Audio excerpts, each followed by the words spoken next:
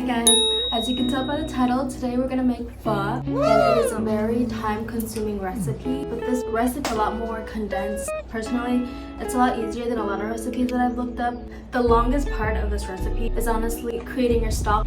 So yeah, let's get into it. Tell me that you keep me safe and now. So now that our water is boiling, I'm gonna go ahead and put our bones in. You want to be really careful when you're putting in the bones because you don't want to burn and splash yourself. And leave this to boil for like 30 minutes just to make sure that we're getting gunk off of the bones and to ensure that we have like a really clear broth. I guess while we're waiting, we can start preparing our veggies.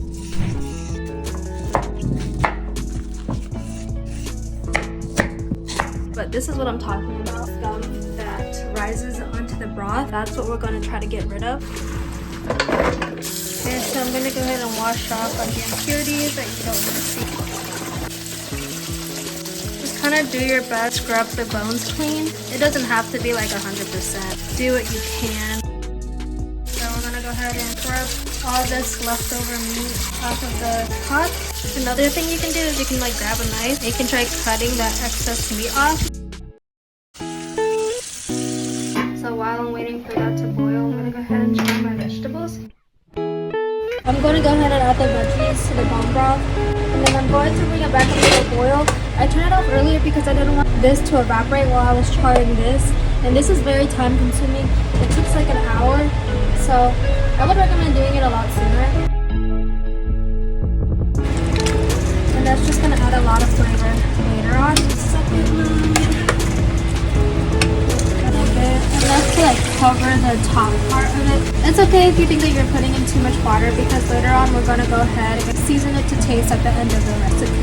Now we're going to go ahead and let this boil and sit for about 2 hours. So I'm just going to show you real quick, but you can kind of see like the black spots, those specks. And I personally think it complements the soup a lot. So what I would like to mention is in the last like 20 to 30 minutes of your 2-hour cook time, you want to go ahead and add this. This is very important because it gives that pho aromatics that everyone is very familiar with. This is a seasoning packet that you can find in most Asian markets or like international stores. If you don't want to open it up, just be careful though because inside is like a little sachet packet that you don't want to burn because you're going to need that. This sachet you're going to want to keep. Don't burn it. We're just going to roast it until it smells pretty. Ooh, it smells really good. I like to grab a cup. Right, and into the cup we're going to put the sachet around it like this. Move it into the cup. So what you're going to do next is you're going to kind of like scoop it and then kind of tie it up. Pull the string and there's your sachet bag. Right, we're like down to the last half hour. Place this down. I'm going to go ahead and tie the sachet onto the handle and you just want to make sure it's secure.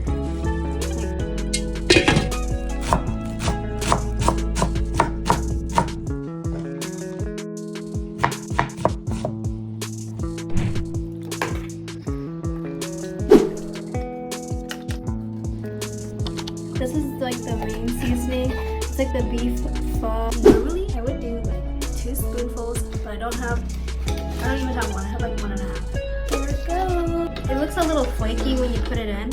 You see those flakes kind of swimming around? Yeah, that's the seasoning. So you kind of just have to mix it in until it dissolves. And we're gonna add a little bit of fish sauce to taste. Don't put too much though because this is fermented, like actual literal fermented fish. And if you put too much into it, it could ruin the broth. A little under a spoonful. And don't forget to taste as you season. You want to go ahead and season with some grandma's chicken. And then we're going to add a generous amount of this. It's not salty enough. Not salty enough. What the heck? That's good.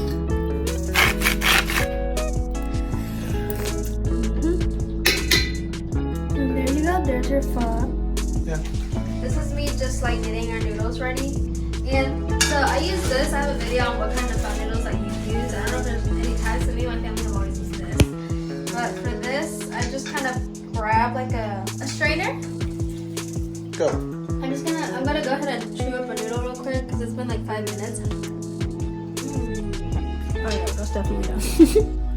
The way I learned how to do this is to put very thin layers of beef onto the noodles and allow the hot soup to cook it as you supple your bowl.